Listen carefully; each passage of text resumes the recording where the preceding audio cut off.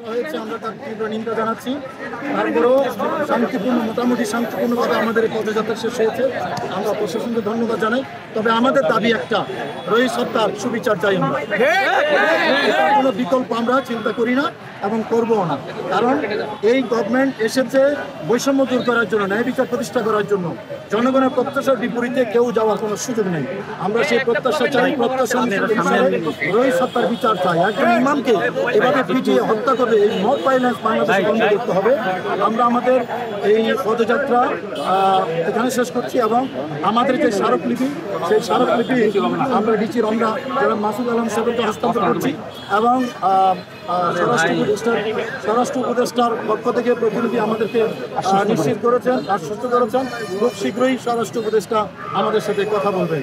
আমরা বসবেন, সেই স্বরাষ্ট্র উপদেষ্টার সাথে আমাদের বৈঠকের অপেক্ষা করছি। আমরা শান্তিপূর্ণ সমাধান চাই। আপনাদের সবাইকে ধন্যবাদ।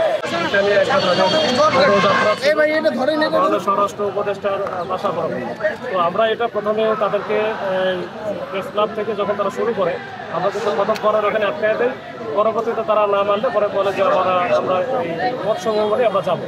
তো মৎস্যভবন পর্যন্ত আমরা আসার পরে মৎস্যভবনে এখানে হালকা তাদের সাথে আমাদের আপনারা দেখছেন যে একটু ধস্তাধস্তি হয়েছে।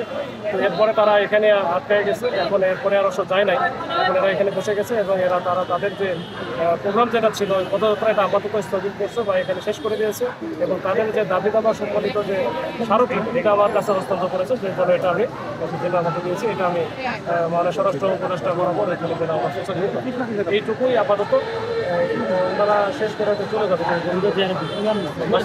প্রশ্ন আছে, তারা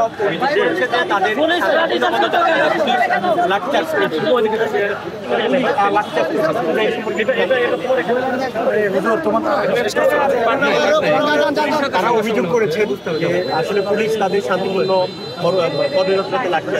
এখানে আপনারা যারা আমার সাথে ছিলেন তারা খুব ভালো করে জানেন যে এখানে কি দিচ্ছে। আবার আপনারা খুব ভালো করে দেখছেন, এটা কত করে বলার কিছু নাই। এটা ওনারা আমরা তো মনে করছি না এমনিতেই তাদের সাথে যত আমাদের কথা আছে তাহলে তার কোনো কিছুই হবে না। কি কথা ছিল তাদের সাথে কথা ছিল যে একেবারে মৎস্যভবনে এসে তারা ওখান থেকে শেষ করে দিকে চলে যাবে, তারা মিউচুয়াল আন্ডারস্ট্যান্ডিং এটা তো হয়ে গেছে। কিন্তু আমরা এখানে ব্যারিকেড তারপরেও দিয়ে রাখছি যে কোনো জায়গায় এখানে বিভিন্ন রকমের এই ব্যারিকেড আসার পরে দেখে সব কিছু তাদের যে এগ্রিমেন্ট ছিল বা কথাবার্তা ছিল সব ভেঙে গেল। এরপরে তারা কিন্তু আমাদের যে ব্যারিকেডটা ভেঙে ফেলে আমাদের কয়েকজনকে কিন্তু আহত করছে। এর মধ্যে তখন তো পুলিশটা বসে থাকে।